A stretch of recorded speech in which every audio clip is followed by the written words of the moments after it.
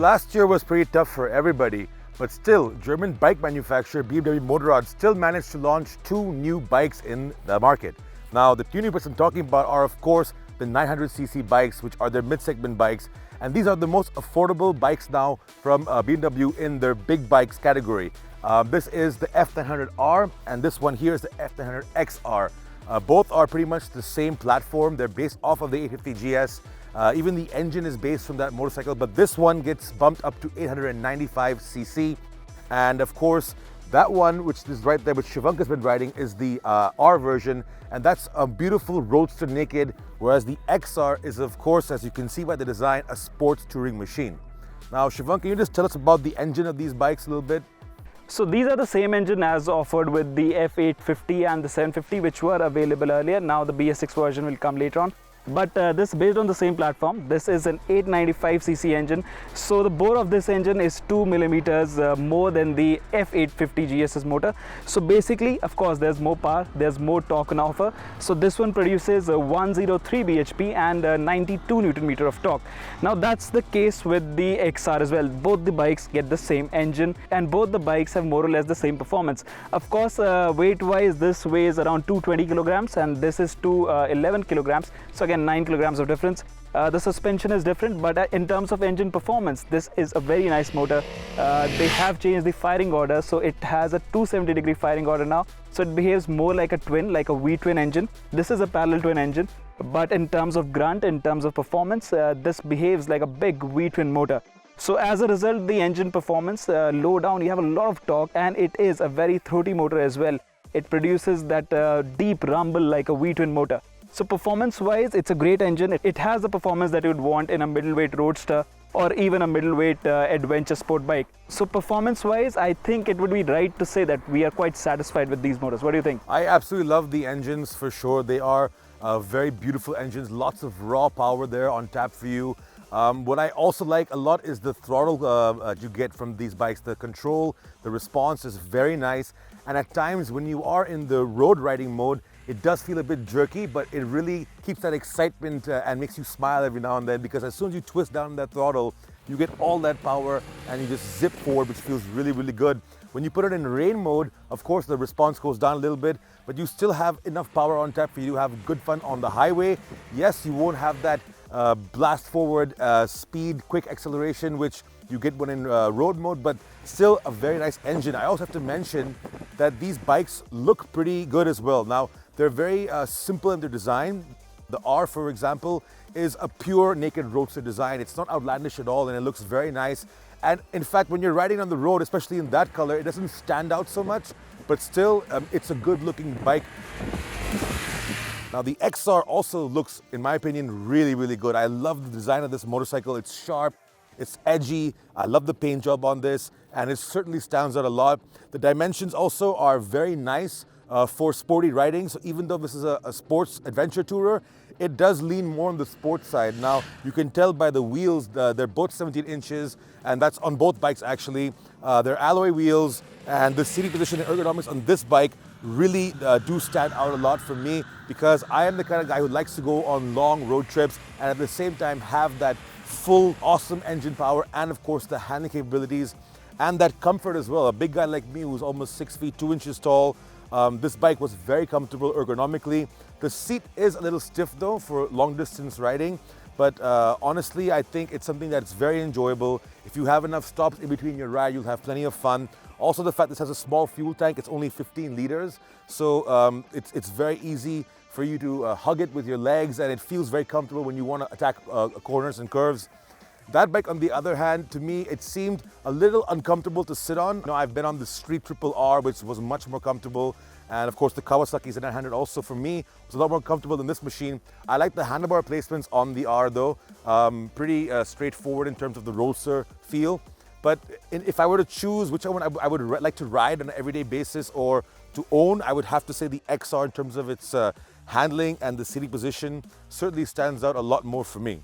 Now I have to agree with Jared because both these motorcycles are very good to ride, but this one, the F900 R, now I've been riding it in the city, and fortunately or unfortunately I got caught in traffic jams a lot of times, and this is where this motorcycle shines, because in terms of dimension, in terms of how it feels, how nimble this is, it feels like a small motorcycle, like a 300, like a KTM 390 Duke or something like that.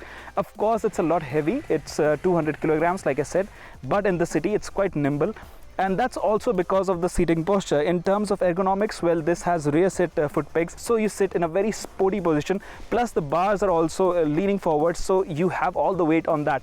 Of course, when you ride it for more than an hour, so it does tire you out, but for short commutes, I think this is a great motorcycle, and it is a proper hooligan because the engine, it has, like I said, it has a lot of torque, a lot of grunt, so you never miss anything. You see a gap opening up, you just go there and this motorcycle just flies. So if your usage is limited to city, or all you do is weekend rides to some nice twisty roads, I think this is a proper tool, because even around corners the handling is really beautiful.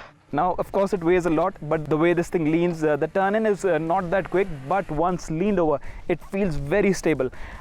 Brakes are also quite good. I think that's the case with the XR as well. Now one thing didn't really like are the tires, because I find the Michelin tires, the Road 5 tires of the XR, they have more feedback and they feel better than the Bridgestone S21Rs on this motorcycle. So if I had to trade one thing, I think probably I'd need those tires to really attack corners, you know, with more confidence. Now the other thing, of course, in terms of pricing, now this is where it gets really interesting, because this is a very expensive motorcycle. I love it, but there's no denying that it's very expensive compared to its rival as well. And then you also have the XR right there. Now this is the Pro version, right? But yeah, so there are two versions. It's the standard and the Pro. We have the Pro. So basically what it gets now, it gets cruise control, and it gets electric suspension at the rear. On both bikes, the front suspension is non-adjustable, yeah. But it also gets a quick shifter. So these things add a lot more. I was going to add to what you said earlier. Yeah. These things add a lot more to what this bike offers you, actually. Yeah, yeah. So even when you're riding in the city, I still prefer the XR. Yeah, But yeah, the price, what you're getting at for that, these bikes are very expensive. And definitely it is because of this BMW badge on here, yeah, like you mentioned. So yeah. So and even the standard variant of this motorcycle, I think it's 10.95 lakh, and this is now BMW recently hiked the price of this motorcycle, so this now costs 10.8. It doesn't get all the equipment that's offered with the Pro. It doesn't have quick shifter, it doesn't have electronic suspension. The rear suspension is only preload and rebound adjustable, but the front is non-adjustable. So if you want to do more with your motorcycle, if you want to go for track days, or if you are the sort of rider who knows your motorcycle, who wants to tune it up, so you can't do much with this motorcycle. Of course, in its standard form, it's quite good. It's really awesome motorcycle. If you are a new rider, if you want a big bike just to ride around in the city, a more desirable badge, I think BMW F900 R is really a great package. But if you are looking for more from your motorcycle, I think for 1 lakh rupees extra or 1.5 extra, you get a bigger bike. You can tour on this. The suspension is really nice. It has more travel, and I think in India you always need more travel. Now these bikes are expensive, but they feel like typical BMW products, so they are high quality products. Now first thing that I would really like to mention here is the instrument cluster. Now you can check all the competition bikes. This is, I think, the 6.5-inch TFT color display. It's the best. It packs a lot of information, so this gives these motorcycles a quality feel. Now on the whole, the motorcycles, the quality, the paint quality, the build quality of these motorcycles is also top notch. So in that regard, there is no complaining really. Of course they're expensive, but then you do get your money's worth. So it's actually pretty good that BMW is offering both of these bikes, because in fact, even though they are precisely the same machine in terms of the engine and the chassis, they are unique in their own way. They reach out to different customers, so yeah. You have two options to decide from. But like I said, honestly, a more well-rounded package for me personally was the XR. But again, it all depends on what the customer or the rider really wants. But if we talk about the R again right now, the price which you said, it was actually pretty high. If you look at the competition, like I mentioned, the Street Triple R and the Z900 from Kawasaki, now both those bikes offer a lot more power and they're much cheaper. So again, it really depends on the brand consciousness actually of customers, what they're looking for. I mean, I know a lot of guys who love Kawasaki's and would never buy another bike besides Kawasaki. Then of course you have your BMW fanboys like Shivank here, who just loves BMW. I'm just kidding, I love BMW as well. But still, I mean, it's all a very brand conscious decision you're going to make, because essentially these bikes all perform very, very well. Even though the power specs on this bike are a little bit lower than the competition, it still is equally fun to ride. I mean, it's a fantastic machine. It's BMW badge, so it's reliable, of course. And you know, it's the price you're paying for is the experience of owning a BMW, essentially, right? And the XR is pretty much the same thing, because the XR, if you look at this, it's more of an exotic sports touring machine. It's not like the Tiger 900 or the Ducati Multistrada, which are proper, you know, long distance touring machines. I mean, look at their fuel tanks. They're much bigger than this. This is only 15 liters. So this is more of a sports centric, fun bike you can throw around. It's pretty light also for an adventure tour. It's only 220 kilograms. So that's a pretty good package you get here. All the electronics, it's not overdone. You have just the right things you need. In my opinion, even the electronic suspension in this, I don't even require that, because the setting that it is at road mode anyways is fantastic for me. If you go for the standard version, you're paying 5 lakhs ex showroom, 10.9 lakhs ex showroom, which is not bad for this actually. I think that bike on the other hand is a little bit overpriced, but this one here seems to be just about at the right area in terms of pricing. Yeah, I think that's true, because if you want a middleweight roadster, I think there are better options. But if you want an adventure sport motorcycle, so then you have the Multistradas or even the Tiger.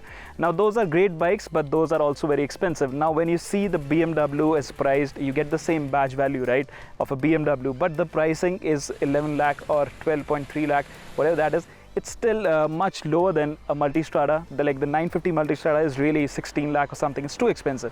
Now this, I think it looks as good. In fact, it looks kind of better because it has sharper lines and it has the BMW badge. It's a great motorcycle, and of course there are some features and equipment missing, but I don't think you need all of that, because if all you do is you want to tour, you want to ride a motorcycle, you want a big bike to ride every day, you can use it very easily. It's a great motorcycle. Plus, one thing I would really want to highlight is the suspension setup on both these motorcycles is really finely tuned for Indian conditions, because you ride it in the city, you go over bumps, it is quite pliant, it's quite supple, and when you throw it around corners, it's very stable, very confidence inspiring. So in that regard, I don't think you really need adjustable suspension, because if you need a motorcycle just for weekend rides, you're not a hardcore motorcyclist, not going to the track or anything like that, I think these motorcycles, they do a very good job. I think what we discovered here is that both these bikes are fantastic. There are a lot more options out there that do excel in different areas, of course, but for what these bikes offer, I mean, they offer you fun value, which is, you know, just as the same as you would get at any other proper sports bike. And whether you're a novice looking to get into bigger bikes, or if you're an experienced rider, it doesn't matter, because these bikes are very accessible and very fun to ride all the time. So there you guys go. It's been a long time coming, but we finally got the bikes and we had a great day. If you have any questions or comments, please go ahead and put them down in the comment section below, and make sure to like this video and subscribe to our YouTube channel.